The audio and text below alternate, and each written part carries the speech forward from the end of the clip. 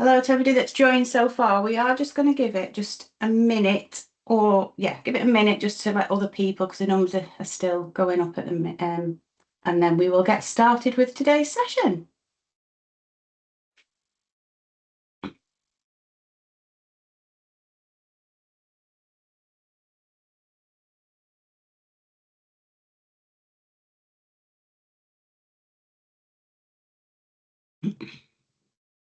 Okay, I think we'll get started now. And then if other people join us as we go on, that's fine. So welcome to everybody and thank you for joining us. Day 2 of Conflict Resolution Week. It's, I think, yeah, we feel like we've done a week's work in a day already, but it's going really well. So thank you to everybody that's been involved so far. Today's session is on creating safe spaces. So we're going to be looking at how organisations can recognise vulnerabilities, adapt the responses. So we'll be looking at policies, procedures, and how we can make it more of a human-focused approach, and creating those safe environments. So we're very lucky to have on the panel today many people who are very experienced in this area who will be joining me. So for those that don't know me, I'm Kim Logan of ADR Mediation. I started the organisation 13 years ago and yeah, grown it into what it is so far to date. But the experts are everybody else that are on the panel today in this subject. So what we'll do is we'll go around, let them introduce themselves, and then we will start today's session. So if I can start with Marie, please. Yeah, so I'm Marie Coombs. I'm the head of training and development at ADR. I'm a mediator, coach and trainer away from my head of training role. A lot of my work is in workplaces and community settings, but specialising particularly where neurodiversity, mental health or trauma and vulnerability and conflict overlap. And often they are definitely stoking up situations. Unnecessarily quite often. So I spend a lot of time helping people understand what's going on underneath so we don't get stuck. Thank you very much, Marie. Miriam? Hi, I'm Miriam Mintz. I'm the clinical lead at Able Futures. We deliver the Access to Work mental health support service on behalf of the DWP. So for those who don't know about us, which I assume the majority won't, we deliver free and confidential mental health support for anyone who is employed or self-employed in England, Scotland or Wales. My background is in organisational psychology. I'm also a BACP accredited psychotherapist and supervisor, and also a workplace mediator, but I've not done that in a really, really long time. So that's kind of my background in a nutshell. Thank you, Miriam. Emma? Hello, sorry, it took a while for it to unmute. Hi, I'm Emma Jenkins. I'm also someone who supports ADR and I do some conflict coaching for them as well. Aside from that, I'm also a workplace mediator, but also a SEND mediator, so special educational needs disputes. And I also do coaching around conflict and assertiveness and do disc profiling, so a lot to do with different types of communication styles, which often is a very key part of, particularly in workplace mediation, but others as well. Thank you, Emma. Caroline? Yes, hello everybody. I'm Caroline Roodhouse. My background is in internal communication. So I spent a decade kind of learning that, working with all sorts of organisations, communicating internally, anything that needed communicating. I then lost my husband to suicide in 2018, and I put that lived experience together with my communication skills, and I now work in suicide postvention full time. I wrote the book Daddy Blackbird and published that a couple of years ago, and I more recently authored the First Steps Guide that accompanies the new British Standard on Suicide in the Workplace, which I would urge everybody to download and have a look at too. Thank you, Caroline. And Kathy, please. Morning, everyone. I'm Kathy. I'm one of the lead practitioners with ADR Mediation, and my background is in community safety, having headed a community safety service for a large organisation in Bradford. So I've been a practitioner, and now I do some work for Kim. Cool. Thank you, Kathy. So As the session goes on, we want it to be interactive. It is a very much of a conversation-led webinar today, but if you have any questions, that you can put them into chat or comments into the chat or the question and answer box. We will get to them either throughout the session or at the end. Yeah, so make it as interactive from your side as well as possible. So we're going to start off really just trying to explore when somebody is distressed or feel vulnerable or overwhelmed, what kind of things can we be recognising, and what does the response, our safe response or the safe response, actually look like at that time from a practitioner or from a point of view? So I'm going to ask Marie that question first, and then obviously we can develop it from there. So for me, that safe response is about being calm, clear and human, and slowing things down rather than adding more pressure. And often that starts with how we respond to a particular situation. So we often think our first step is to calm the other person down. Actually, our first step is to make sure we're regulated first. Because if we're not regulated, then we're never going to have a conversation that calms somebody else down, because calm is contagious. So some things that might be helpful in this situation, it's about keeping your tone steady. Don't mirror any escalation. Name what you see without judgment. So things like, I can see this is really tough for you right now. Would you like to go and sort of spend a couple of minutes talking about it? Offering choice. What would help right now? And making sure also that you hold your own boundaries as well, and making sure you're in a private space to have maybe a deeper conversation. So they're kind of the first things that I would start with. So I don't know if anybody's got anything to add to those, because I've got a list that I could carry on going through. Miriam? I think that's a really good point, because what happens in that moment, like a safe response, is about kind of reducing the threat in the moment. Because a person, when they're in distress or they're feeling overwhelmed, their body goes into kind of fight and flight mode. I think the majority of people will have heard about that. That's kind of our body's automatic response to a danger, a real danger or perceived danger. So in that moment, a person can't process information, they can't think clearly, they might misinterpret what's going on. So the logical thinking is just reduced. So in that moment, Maria was absolutely right. The first response is to regulate yourself in that moment, and then try to help the other person kind of to just get to a stable keel kind of thing in that moment. I mean, like Marie said, I have a whole list of things that people could do in that moment, but I want to give space to others as well. So yeah. Thank you, Miriam. Caroline?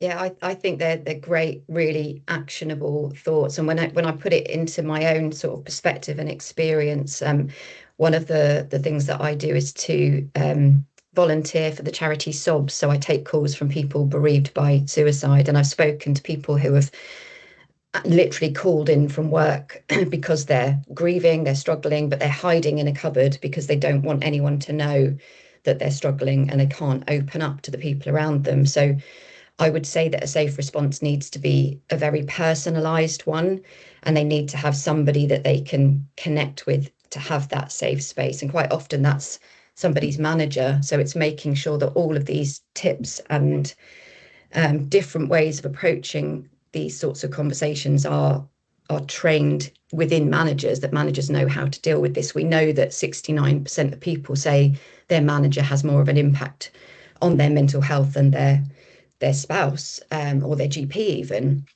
So it's making sure it's a personalized response, so that person hiding in that cupboard at the time actually doesn't need to hide. They feel safe to go to somebody close to them who knows them and can personalize that response.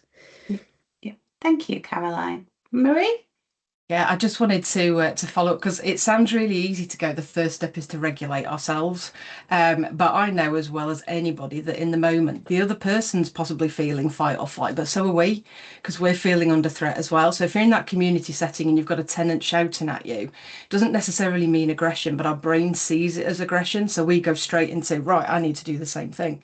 In the workplace, it might be recognizing that somebody who's shutting down in a meeting isn't them not wanting to contribute or not being engaged. It might actually be a sign that something else is going on. But instead, what we might do is turn to them and go, what's your thoughts on this? Instead of recognizing they might just need a bit of space.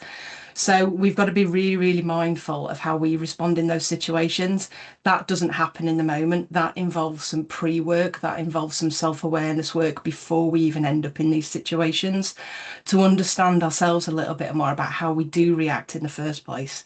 So I just wanted to sort of follow up on that, because regulation is not easy in the moment. I'm painfully aware of that. And like you've just said, like thinking about like some of the community work that we do, there are times when you've got two people in front of you in that fight or flight moment.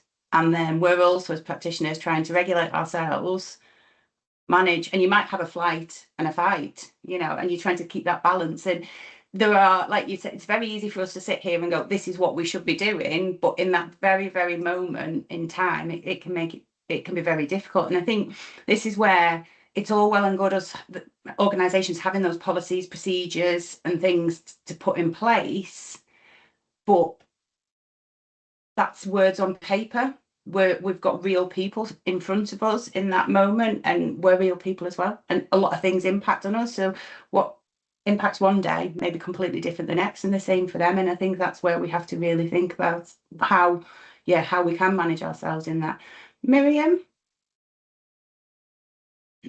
Sorry, I think in that moment we need to also think, what does that behavior tells us? Because I think Marie brought up a really good point there. People might communicate differently. They might have their own things going on. There might be neurodiversity, there might be trauma. There are loads of things that might be going on that might affect their ability to communicate or regulate themselves in that moment. So I think it's helpful to ask in that moment kind of what need is unmet here, what's going on, to validate what's going on as well. Maybe if there's an element of control and choice that could be given to that person in that moment, that might give an element of safety. And you touched on policy there as well. So policies are always, I think, put together with great intentions, but we need to remember that people don't exist in a vacuum. They come with their own circumstances and things. So policies need to be evolving things that grow and adapt, you know, in line with what's going on, and the policies that, you know, the crowds of people that they're meant to protect or regulate. And my English is not Englishing properly this morning. I apologize. It really is, Miriam. Thank you. That's really, yeah. And like you say, it's that's one model fits all, really. The policies and procedures, aren't they? It's like this is just going to fit everybody that works at the organisation or the community, and that's yeah. We all know that isn't the case in anything that we do. Emma, we'll come over to you. Yeah, I think so much of what's been said is incredibly valuable, I think, and hopefully that's what people are taking away from this as well, is that this isn't just for workplace conflict or community conflict. This is also interpersonal conflict that happens at home as well. And I think so often we don't realise how personally we take when other people have a reaction. And sometimes we can see other people's reaction and put ourselves in their situation, and therefore that can intensify our reaction to their reaction almost. I hope that makes sense. But so if someone is then having a response where they're getting really dysregulated, really frustrated, then as a mediator, we're trained to be neutral, but also we are humans, and we have to remind ourselves that their frustration is not about me. And I think that can be really helpful for us to just take a pause and distance ourselves from the reaction that we're seeing. Yeah, definitely, Emma. Thank you. Marie?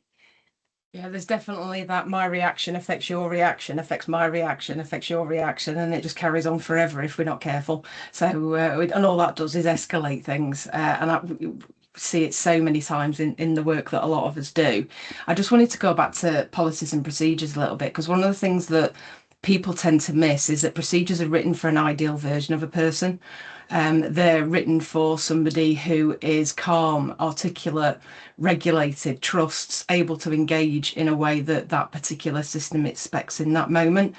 How often is that not the case when somebody opens up and actually reads that procedure or has that procedure applied to them?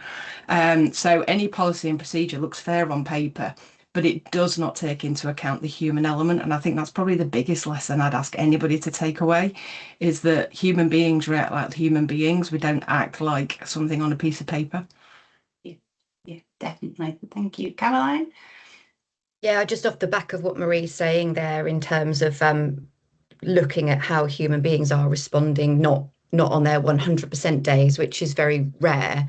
And in the work I do, understanding the impact of bereavement, for example, and the trauma that we experience after that, studies suggest that in the first 6 months coming back to work, we're only operating at 70% of what we normally would be. So as people that are supporting that person, we need to be speaking to that 70% person, not the 100% person. And we've got an impact on whether they increase over time, and that goes back up to where we'd like it to be and where they would like it to be, or whether that continues to reduce and we don't support them to readjust. So you can literally put a figure on how somebody is operating on any particular day, depending on what they're going through. So I think it's just useful to have these numbers in your head, and how do I adjust to that 70% person rather than the 100% person? Yeah. And like you said, it's that adjusting, isn't it? And it's how we manage our communication. Like we talked about, you kind of looking after yourself in that, but then how we manage and create a safe space for them.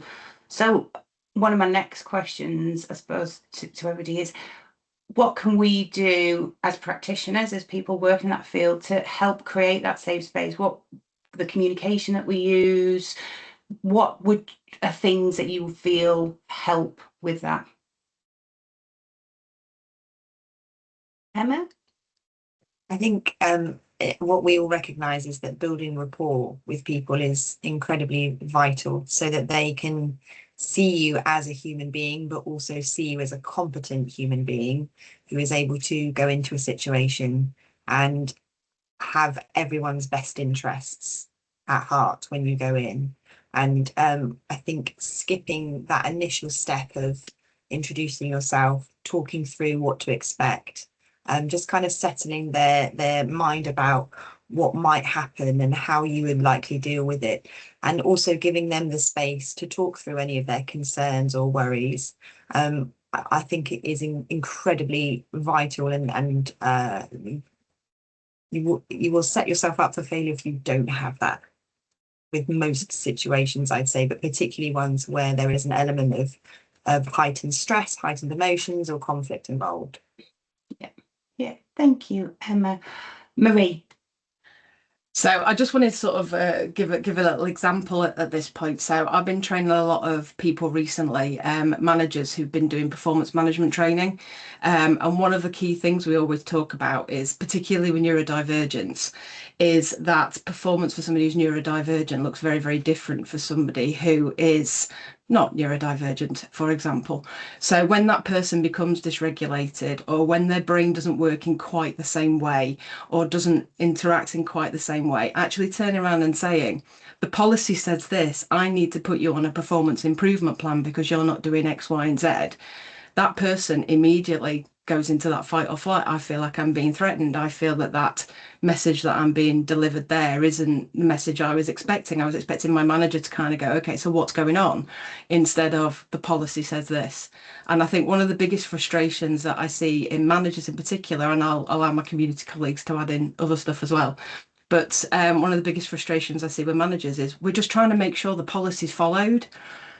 Yeah, the policy can be followed even when you still recognizing the other person is a human being. The policy is guidance. It's not necessarily the letter of the law. And it's about understanding how that policy applies to the individual in front of you, instead of trying to fit the person to the process. It's fitting the process to the person, not the other way around. And I think that's one of the missing links quite often is we have to do this. Well, actually, no, sometimes we have to have a conversation first. Yeah, thank you, Marie. Caroline? Yeah, I think again, just off the back of what Marie's saying about adapting, it's often that kind of rigidity in a process that's the problem, isn't it? And to give another example, which kind of straddles workplace and personal life, I'm doing some sessions at the moment with coroners, coroner teams, and suicide prevention leads on how we can look at the inquest process, which is very old-fashioned, very rigid in its nature, and be more adaptable to enable those families who are bereaved to experience this in a more positive way and not be re-traumatized by the whole experience. And at the end of these sessions, we give 10 key points for people to take away, and I think they're relevant to these situations as well. It's about, so I think somebody said earlier, Miriam mentioned giving people control and choice, and when they feel like everything's been taken away from them, including their choice in the way life is heading, give them some choice in little moments. And at the end, we talk about the need for being respectful, showing integrity, having compassion, giving people dignity, all of these sorts of basic human requirements. But there's so many different elements of these sessions that I think adapt very easily to workplace situations and the ones that we're talking about, which is all about being a human being ultimately, isn't it? Mm-hmm. Yeah. Thank you, Caroline. Kathy.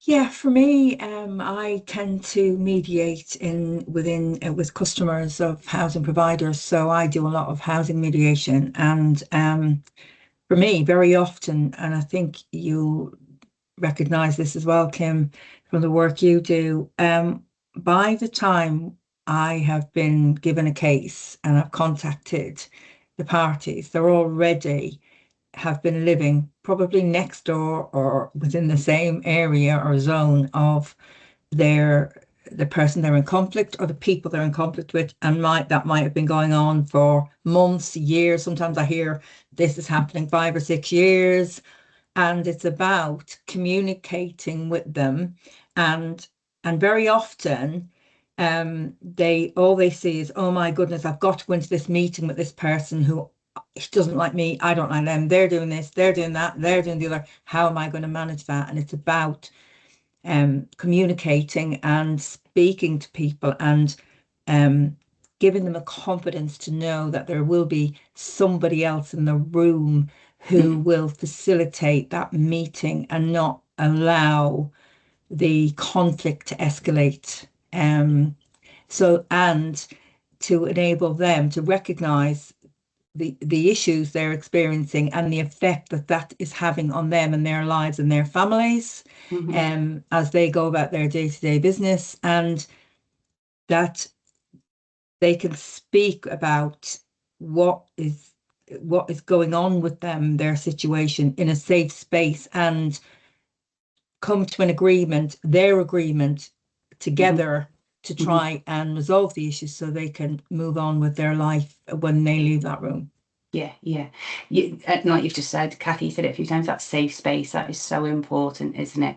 And yeah, like I mentioned before, and you just talking about the community work we've got 2 people in front of us, we've got to keep them both safe, we've got to keep them both safe, not just physically, but everything that's involved. So yeah, thank you for that, Kathy. Miriam.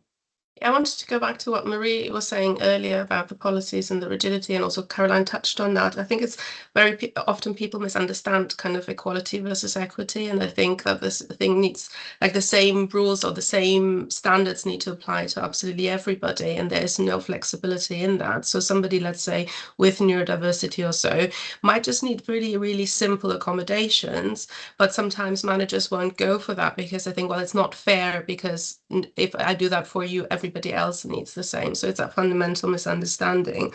So I think people really have a huge misconceptions about what reasonable adjustments might look like, that they're not costly, that they're quite simple and easy to implement. So that can be really helpful. And I have a friend, she always calls it check-ins versus checklists approach, which I really love, because I think it's just so simple. So many things can be avoided if you just communicate a little bit better with your staff, with your colleagues, with your clients. I think that can be really, really helpful. Yeah, thank you, Miriam. Thank you. Marie?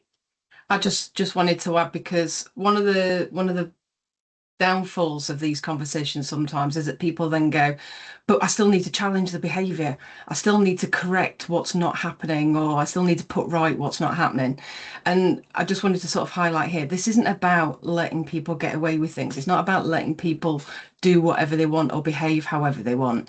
It's about how we respond in situations where somebody is clearly feeling overwhelmed, or not safe in that moment? What needs to change in that moment so that I can get the best response from that person, as opposed to I'm letting them get away with it? So it's one of those things, because I always get the pushback of, well, I still need to correct their performance and I still need to do this. But if they don't feel safe, it doesn't matter what you say, it's not going to land. And the first step always has to be, what does safety look like for that person? How do I get myself and that person back to safety so that we can continue this conversation, not avoid the conversation or not have it again? Yeah. Thank you, Marie. Emma? Yeah, I think off of the back of that, one of the quotes that I really love is the biggest problem with communication is the belief that it's taken place. And I think in this instance, that's where you often see that, is that if you are referring to what Miriam mentioned, if you're kind of going in as a checklist approach rather than a check-in approach, the likelihood is that you may say some really concise and excellent things in those sentences, but if you haven't checked in with the person first and made sure you're kind of going in the right direction, in the same direction in that conversation, then it's unlikely that what's being conveyed is actually going to be received as intended anyway. Yeah. Thank you, Emma. Caroline? Yeah, I just wanted to add a third check word to that. When I've heard that before, we've talked about the difference between checking in and checking up. So people will often feel that they're being watched, and going back to what was said before, being criticised, and that can heighten people's frustrations and cause more conflict then. So it's making sure that your tone and the language that you use and everything that you do in that situation doesn't come across as checking up on somebody, but it's more of a check-in, and that can be resolved with just tiny, simple tweaks to the way that you approach that conversation. Again, coming down to the communication approach. Yeah. Thank you, Caroline. And something that Kathy mentioned, doing a lot of work with neighbours, etc. A lot of this conflict may have been going on for a long time for these individuals. But it's the first time they've approached you in the workplace, the housing, anywhere like that. And we have to recognise that it may appear that, oh, well, this is quite early on. We talk about early intervention. Bring conflict resolution in early. It's maybe not early for them. So their emotions and the feelings and everything that they have, we have to recognise that, it could have, like Kathy said before, sometimes gone on for years. And I suppose, Emma, you were saying about communication and, we don't always communicate. We think we have, but we don't. And I've here in mediation and conflict resolution, well, they didn't say anything, but we don't always have to say things to highlight that we don't feel safe or that something isn't right. And I'm just wondering if there's anything that, you all kind of can give this session today about what else can we be looking for as practitioners, as people in the workplace, things. Yeah. And Marie? I mean, the most obvious answer to that is anything that looks like somebody is in fight or flight. So they're either being aggressive or passive aggressive towards you or running away from a situation. So that might look like they stop replying to letters or calls. They might repeatedly miss appointments. They may become angry really quickly. They may bring somebody else to speak for them. They may look very, very compliant, but actually there's an element of something you can't quite put your finger on sitting behind that compliance. It's defensiveness, it's the need to put everything in writing and copy in 20 other people. All of these are classic signs in community and workplace of fight and flight. And I'm sure there are other examples, and I can see everybody's got their hand up, I'm sure. Yeah. Thank you, Marie. Miriam?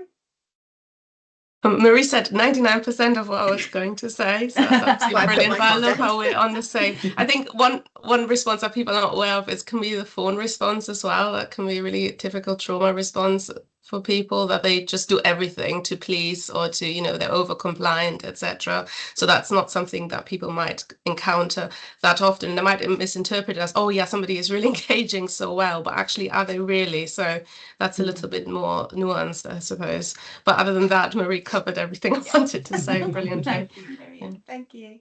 Kathy? Yeah, I just wanted to pick up on something you said, which is a really good point, Kim. Again, when we're in meetings, or when we're facilitating something between the parties, and one party will say to the other, well, you never told me that, why didn't you say that? And actually, 9 times out of 10 people will say to me, this is happening, but I don't want you to tell them, I don't want you to disclose that. And one of the reasons, when I sort of try and explore it, it's because, well, from my experience anyway, people do not want another person, particularly somebody they're in conflict with, to know how vulnerable they are or recognize their vulnerabilities.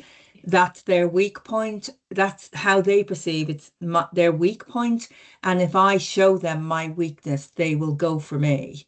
And the other thing for me is around recognizing when people are in fight or flight mode, or they are aggressive, or they are showing intimidation or aggression, we don't often recognize their vulnerabilities. Is it as a result of trauma? Is it as a result of them being vulnerable in another way? Or is it that they perceive one person as really overly confident, and they don't have that in their lives? That's not in their personality.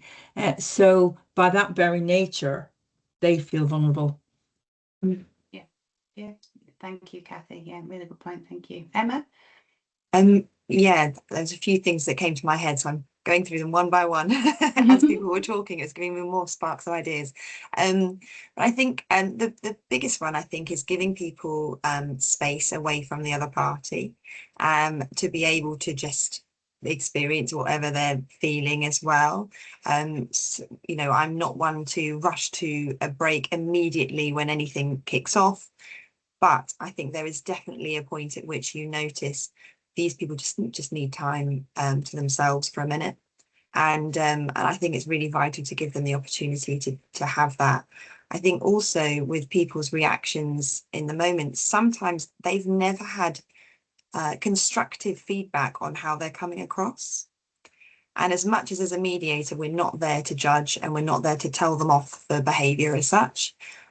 Sometimes it can be a really helpful thing, a really kind thing, to privately and discreetly just recognise the behaviour that you're noticing and see whether they realise that's happening or not. Because I have experienced it several times where people have not realised that they've suddenly started shouting, or that they are waving their arms around, or all these things that you would know as a human being, this is an indicator of an emotion, but in the moment they may not realize that that is them doing this and demonstrating behavior that way. So having that, again, going back to the rapport and building trust with them, the ability for you to be able to give that feedback and it not be taken as a form of judgment or criticism, but actually just, I'm noticing this happening.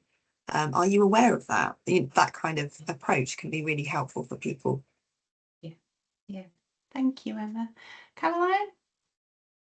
Yeah, I think so much of what's being said relates quite closely to those moments where we're in person, and we're maybe face to face with that person. But one of the things that comes up time and time again in the conversations that I have is this kind of impact of remote work, especially since COVID days. How can we still pick up on these cues that aren't spoken when we're all working remotely? And that will go back to what I was saying at the start around having this personalized approach and having one point of contact, somebody that knows us, who might be able to spot patterns in our behavior. So it's not necessarily we've got a one-off moment where we're having a rubbish day and we've reacted badly, and that's just a thing that's happened, but we're looking at repeated patterns and we're seeing people withdrawing over a longer period of time, and that won't necessarily be picked up on when people are all working remotely or working out on the road. So it's back to that person that knows us as an individual and notices that something is out of character. Yeah, thank you, Caroline. And Marie? Yeah, and just sort of feeding off that a little bit. we often notice the escalation when it happens, but we often miss the earlier signs of somebody not feeling safe, ourselves included. By the time somebody is shouting or withdrawing or raising sort of formal complaints, the signs have already happened. And one of the things I talk about a lot is that behaviour is information, but behaviour is also a symptom of something else more often than not. It's very rare people will behave badly, for want of a better phrase. It's very rare people will behave badly just because they want to. It's more often than not as a response or as a symptom of something else. So it's just being mindful that by the time we see the explosion, for want of a better phrase, by the time we see that, we've probably missed 20 other signs as well. And it's, the things we might be missing are, the little bit, the odd meeting here and there that we don't turn up to, or for remote working, we don't switch our video on for. It's the little things like that. They're not responding when the phone rings, or, it's the little things that we often miss, which can sometimes demonstrate that somebody is moving up that pathway towards feeling unsafe. Yeah, thank you, Marie. And listening to what everybody's saying there, and just picking up a little bit of what Caroline said about somebody actually knowing you and recognizing those signs, like you just said, Marie, before they do escalate. Because when we go into workplaces and perhaps there's a mediation, or you called in, a lot of the time, well, we're really busy, we can't be watching everybody, we can't be expected to be thinking about, we've got to meet these targets, we've got to do this, we've got to do that. Thinking about community work, years ago, housing officers were on the estates, they knew their tenants, and they knew the behaviours. Now there's not necessarily that human day-to-day approach for people, and a lot of the time, I'm using the manager as an example, but they are managing a lot of people, they're managing a lot of deadlines. The workload, do you think that can impact as well, if they're under a lot of pressure, how they manage and recognise these signs? Yes. Emma. Yeah. Thanks, Emma. That's all I wanted to hear. No, go on, sorry.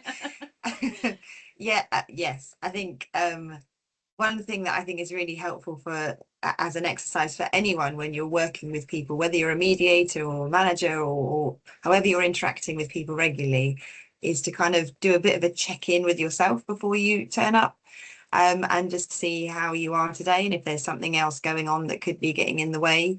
I think it would be unwise to assume that we go into every interaction on a stable, neutral foundation. There's often other things that are impacting us as well. So it's really good to be aware of that, and to not think that it stops us from being able to have a really good interaction.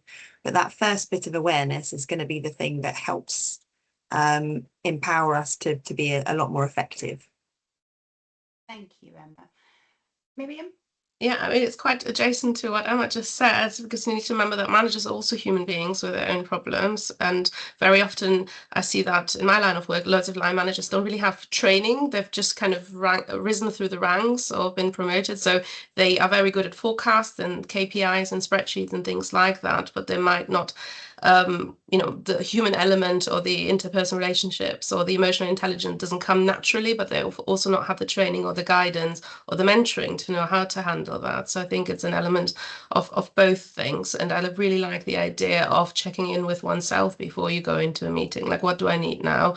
I really love working with self-compassion as well. Like, show yourself a bit of kindness and grace in the same way that you show it to other people. So I think that is definitely a helpful approach, to remember that we're all managers, also human being with their own issues. But of course, it's a professional workplace, so you need to be able to manage and contain that in the moment, I suppose, as well. Thank you, Miriam. Caroline? Yeah, I think just off the back of all of that, it's down to those senior leaders to make sure that people have the time and space, particularly managers, to work within the right conditions, and to go into that self check-in and be people focused rather than task focused. And like you say, there's so many times that people haven't got the time, the space, and we immediately default to, we've got to get this job done and get on to the next thing. So how can we make sure that you just take 10 seconds before going into this to think people focused rather than task focused, and switch between those mindsets? And often you're going to make that job much easier for yourself if you're building a rapport from the start and breaking down some of the conflict and frustration that's there, you'll get that task completed in a much better way for everybody. Yeah, definitely. Thank you, Caroline. Marie? Yeah, and it goes back to what I said right at the beginning. Creating a safe space starts with how we show up. So it has to be, am I regulated? Am I responding in fight or flight? Or am I responding in a place where I do feel some element of calm, maybe not completely calm, but certainly an element of calm in that moment. And, you know, that taking that time, I always say, you know, I haven't got time to have that conversation now. Okay, so have you got time to deal with the fallout by not having that conversation or not having that conversation in the right way? Because the thing that people tend to default to as well when they need to have that conversation, either don't have it or they put it in writing. And putting it in writing automatically escalates, because we never read written communication in the tone it was written. We read it with the emotion we have when we open it. And if that relationship is already challenging, if you're already feeling unsafe, you will never read it from a constructive point of view. You will only ever read it from a place of threat. And that is not conducive to a good response. You get the stabby finger email coming back then in response to those situations. So yeah, creating the time is really, really key, and we have to be regulated ourselves first. Yeah, thank you, Marie. Emma? Yeah, and I think kind of off the back of that as well is that if you don't put that time in or consider the approach in a different way at the beginning, it's going to cost more time in the end anyway. And as you say, conflict escalation as well. But even if it's just down to the basics of valuing your own time, if you haven't got that first bit right, then it's going to come back and come back and come back. And I think what we notice is that if someone is repeating themselves a lot, it's probably because they don't feel like someone's heard them. And so the first port of call is, how can I make sure they know that I've actually heard what they're saying? Even if it's just using the same kind of wording that they're using back to them in the conversation. It can be a really easy technique to use for someone to feel heard. And yes, sometimes people still don't take that on board and they still like to keep talking about it. So I'm not saying that that's a blanket resolve for everyone, but for the vast majority of people, once you're clear that you've heard them, then they're less likely to keep coming back and keep coming back and keep coming back. Yeah, thank you. And I think that leads me into the thinking about Emma, about how well equipped are organisations, how are individuals to have these essential, difficult conversations, to recognise these signs, to recognise it in themselves, because nobody really ever teaches us how to look after us as well. So kind of opening up that question to everybody here, how well do you think that organisations are equipped? Marie? Well, I go into organisations a lot, and the answer to that is they're not, basically. The number of times, and everybody tries so hard in the workplace, I know they do, but the number of times you find somebody's been promoted because they are exceptional at the technical side of their role, but they've never had the support in terms of the people side of their role. So they're going into a people management role without the support. I won't say they don't have the skills, because a lot of them do once they get the support, but they don't have the support to actually understand what people management looks like in practice. And there's sort of two words that stick in my head here, which are flex and fixed. There's no clarity as to what they're allowed to flex or what they can flex and what is absolutely fixed. So everything becomes fixed, everything becomes policy, procedure, and all of those kind of things. And when you're managing by procedure instead of from a human perspective, and this is exactly the same in community as well, when you're managing tenancy and all the rest of it via policy and procedure, you're not setting up for a human conversation. So for me, yeah, the flex and fixed bit is something that needs to be talked about more, definitely. And I'll come back with other thoughts when everybody else has spoken. Thank you, Marie. Emma? Yeah, so I'm definitely not going to disagree with that one. Similarly, go into all sorts of organisations, and it's a rare case where you go in and think, these people really have been supported and developed and trained to know how to have these conversations. And that's not saying that organisations are baddies or anything like that. as Marie says, people are trying their best to try and equip people. But I think we're recognizing that still there is more that needs to be done, or perhaps done differently, to ensure that people have the skills they need in order to support people, but also know how to support themselves as managers as well and care for themselves. And I think what you end up seeing a lot of the time with people managers is if they haven't felt like they've been properly equipped, they either tend to be the micromanagers, or swing completely the opposite way and be completely hands off and just hope things resolve themselves without any intervention. And sometimes you end up having the rescuers, so that they end up focusing on the people who seem the most emotional, perhaps, and not looking at the full picture and how people might show that they're struggling in different ways to those other people. So I think that without that training, that they end up reverting to one of those kind of the inherent traits that they might do anyway. Yeah, thank you, Emma. Yeah, Caroline? Yeah, just to add to that, in terms of being equipped, I think so much of that comes down to awareness of what support is out there. And I think conversations like this one today is brilliant, because there's clearly a huge amount of skill in this room that people can learn from. And then you multiply that up and you look at all the resources available that people just don't know about. It's being aware that there's so much stuff out there to help people understand and be equipped. For example, with the British Standard, since it launched in November last year, it's been downloaded 11,000 times, which sounds like a massive number, but you think that's just a tiny minority of the businesses and organizations that need these tools and resources and toolkits for managers, for HR people, and all the information in there. So the challenge is not just people reaching out for the information that they need, but people like us trying to continue reaching in and saying these tools and resources exist and they will make your job easier if you've got the time and space to engage with them, which leads back to all the other challenges that we've been talking about earlier. Yeah. Thank you, Caroline. Kathy?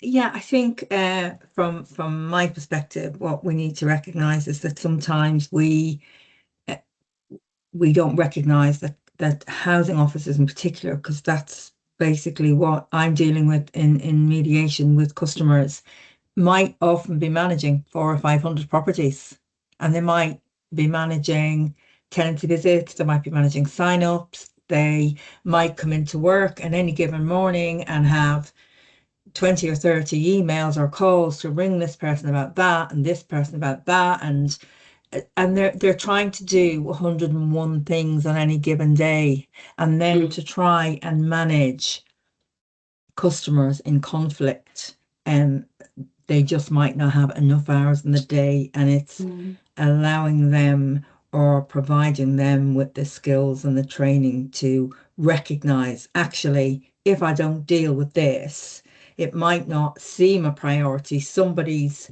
I don't know, ceiling falling in or something like that might be, or somebody who's homeless and needs to get into a house might seem like, oh, that has to be my priority, or whatever your organization's priority is that week. Is it damp and mold? Is it rent arrears? Whatever it is, if you're managing that, is that your priority? And then not recognizing, actually, if I don't deal with this at an early level, then it's going to escalate to a point where it gets to completely out of control. Yeah. And very time consuming in that. Absolutely. Yeah. Thank you, Kathy. Miriam? Yeah, I was going to say something else, but just to respond to Kathy as well, because that comes down to systemic failure ultimately, because if the systems don't allow you to do the work or the job, or, that is a much grander problem, like we're dealing with it on the micro level, like into human level. But if the systems around you are designed or not designed efficiently and effectively, then, there's only so much you can do, realistically. And I suppose that links into what I was going to say, because we've been running our program since 2018, so we've worked with thousands of people over the last 8 years, and we can really see, we have concrete evidence we have the best outcomes for those people who have supportive employers who are able to support them adequately in the workplace, or at least open. So if we do give them toolkits or signposting to help, that they do take that into consideration, because we don't exist in a vacuum. There's only so much you can work on your own mental health or your own coping strategies or your own communication skills or whatever it is, if the system in which you exist does not change or adapt, or finds some kind of solution where you can kind of meet halfway.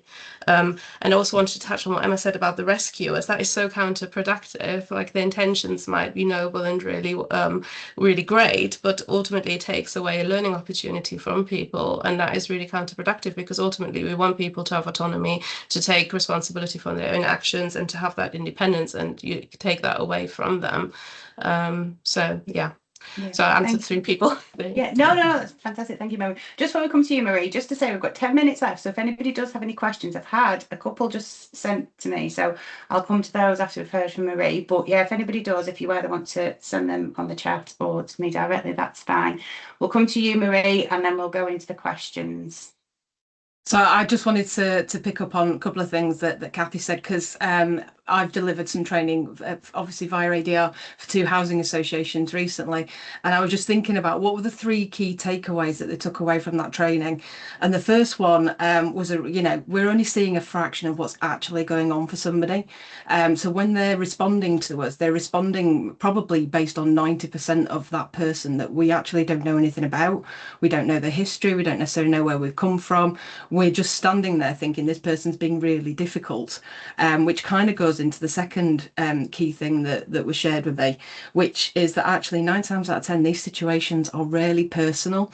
When we're in the face of somebody who is reacting, it's often they're reacting to the situation or potentially your role, not you as a human being. But because it feels like a threat, obviously we go straight into that escalation ourselves.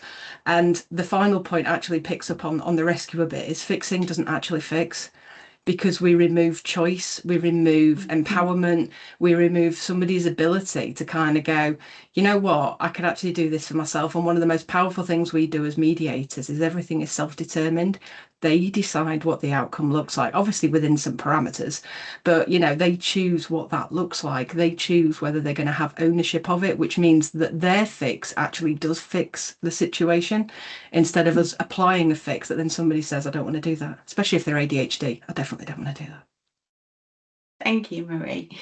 So just go on to, we've had a comment through about human beings are human, and in crisis they don't comply with policies or comprehend rules of engagement. And I think we've talked a lot about that today, about the policies and procedures, and it's not that one model fits all. It's about not them fitting within that policy procedure, it's about that fitting them and within the guidelines.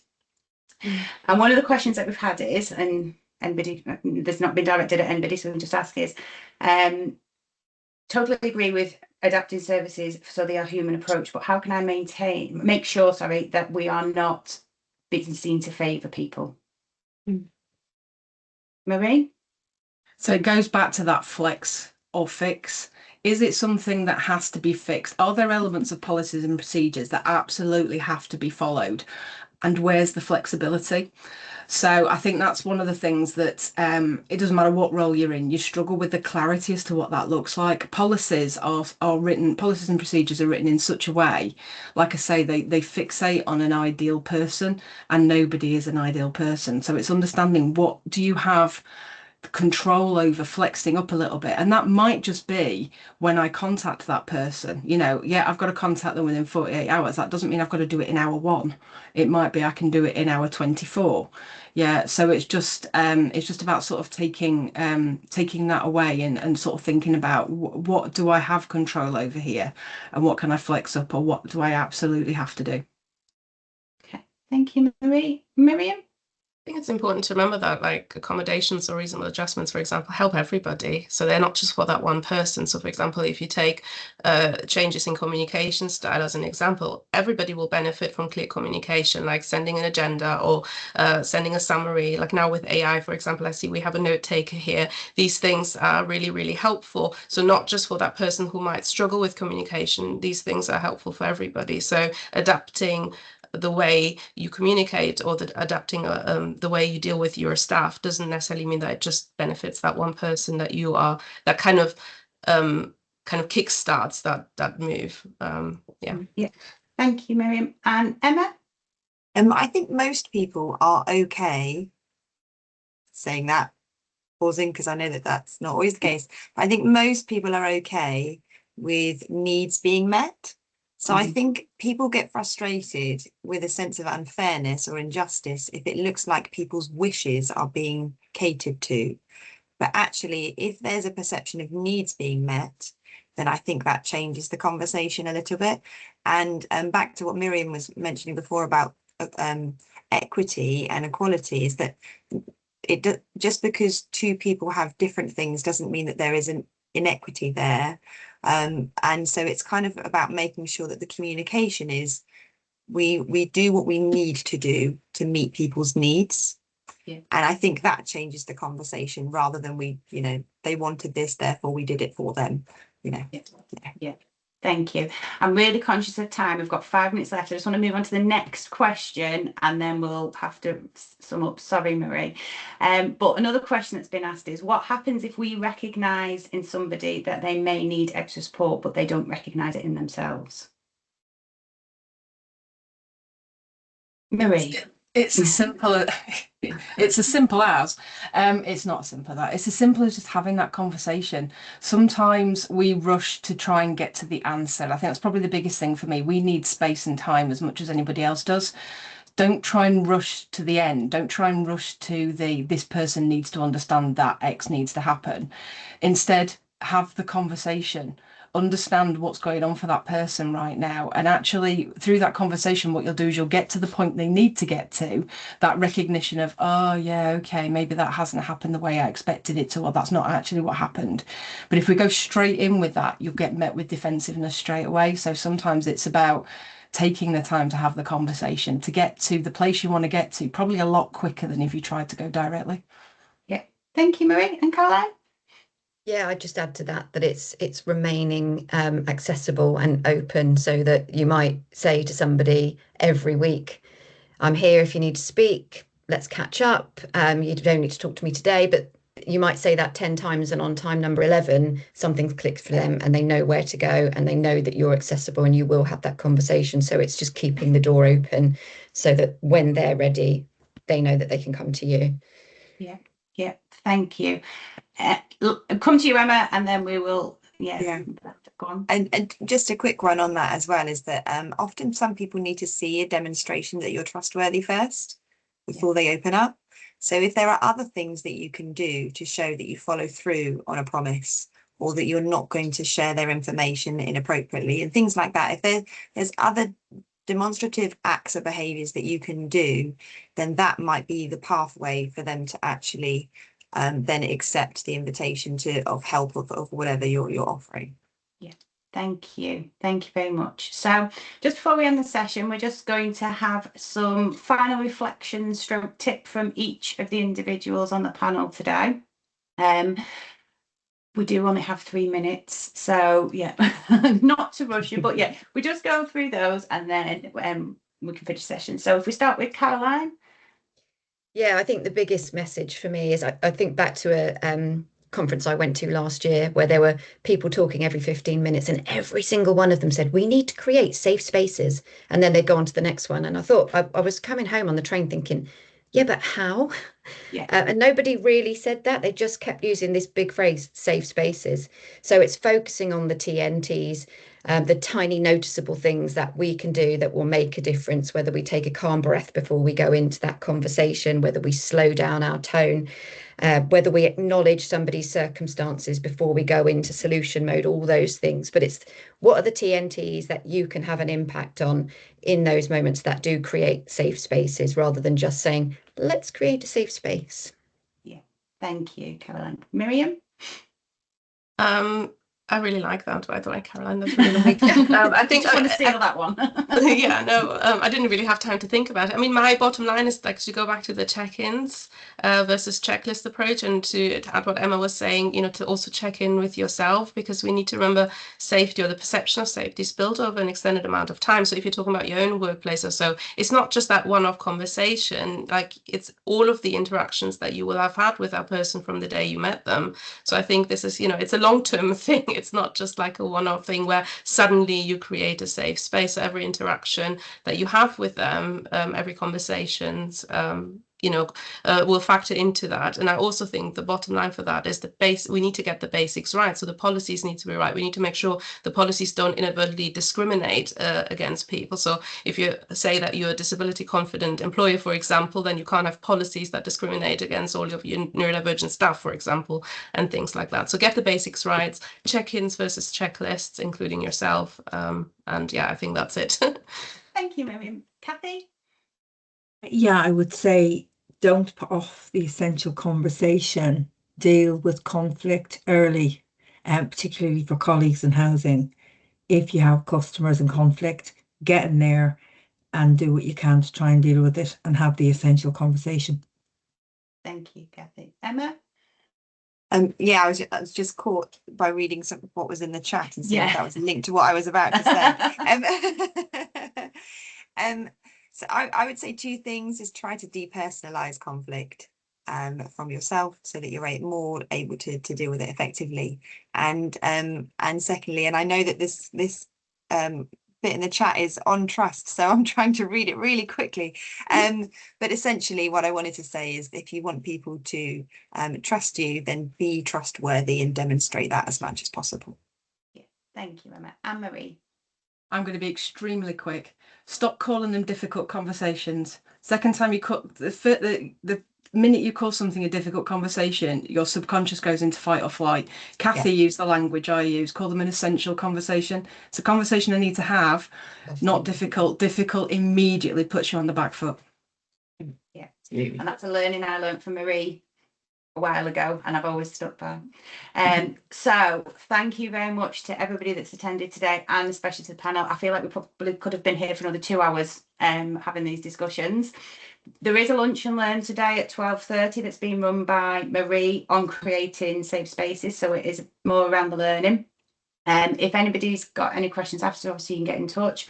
We have other webinars and lunch and learns throughout the week, as well as the conference on Thursday. Keep sharing things online. This video, we set up a YouTube channel yesterday at ADR, so all these are going on. So if you want to share it with your friends, colleagues, anybody else, you're more than welcome to. But just a big, big thank you to everybody who's attended to listen to us today, and especially to the panel. Thank you. Thanks, everyone. Thanks. Thanks. Bye. Bye, everyone.